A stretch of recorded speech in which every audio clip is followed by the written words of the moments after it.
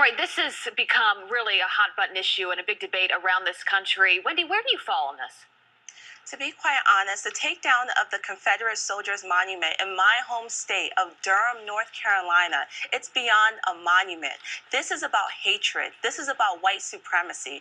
And to have Heather Heyer killed on U.S. soil by Nazis, DeAndre Harris beaten and bludgeoned by Nazis, this is not talking points here. This is not partisanship. This is human life. And as a mother, to hear the president of these United States not sit here and condemn what has happened as a black woman of two black boys, my heart bleeds. This is not talking points here. This is personal. And we as a nation, as a country, have to do better. Gianna, do you agree with that? Do you think, they're good people on both sides of this debate. We talk about keeping these statues up. People that I've talked to say this is about history. How do we move forward? How do we learn from those mistakes if we just tear everything down? You know, I come today with a very heavy heart. Last night I couldn't sleep at all because President Trump, our president, has literally betrayed the conscience of our country. The very moral fabric in which we've made progress when it comes to race relations in America, he's failed us. And it's very unfortunate that our president would say things like he did in that press conference yesterday when he says, well, there's, good people on the side of the Nazis.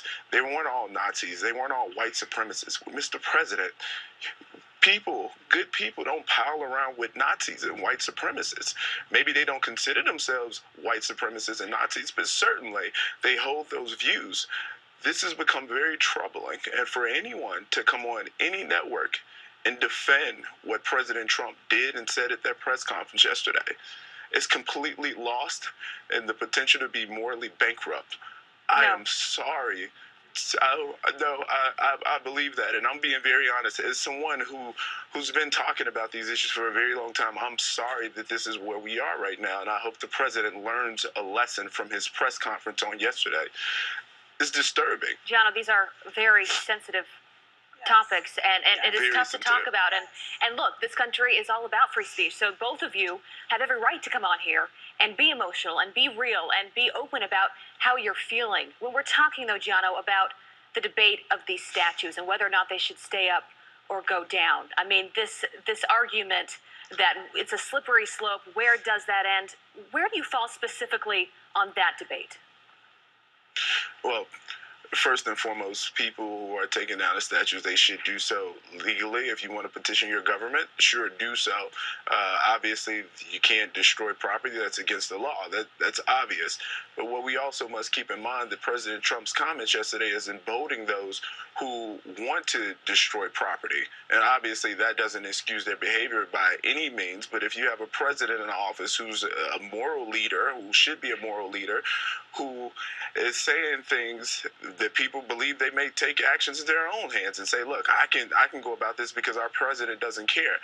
My grandfather, James Earl Williams, who lived in Helena, Arkansas, where the Klan, it was a hotbed of racism there, the Klan activity, who left the South to go into the North in Chicago, who called me on yesterday, who said, look, when you get that opportunity, tell President Trump he should take a look in the mirror and look at the people, not just the black folks who may feel marginalized by his comments, but the white Americans who fought against slavery, fought against the marginalization of black folks in America, people of color, and even the Jews.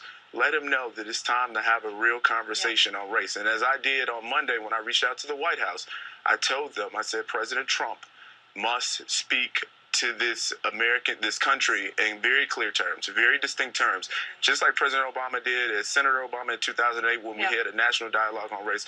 It's time for us to have that conversation again. Well, Wendy, absolutely look, necessary. He is the President of the United States. He is the Commander-in-Chief for all of us. Last we'd heard, Wendy, what would you like to hear more of from the President on this? I would like the president not to use inflammatory terms. We are all healing. We need to come together as a country. We need leadership. We need moral leadership. We do not need anyone who does anything nefarious to people who are citizens of this country to feel as though they are empowered. That's not what we're here for. People are hurting. My colleague on the other side of the aisle and I are both tearing up. This is beyond talking points. This is beyond partisanship. We need to come together as a country. It's not politics. These are raw emotions. And our president needs to speak from his heart and bring us together, because right now we are a nation divided. All right, Wendy,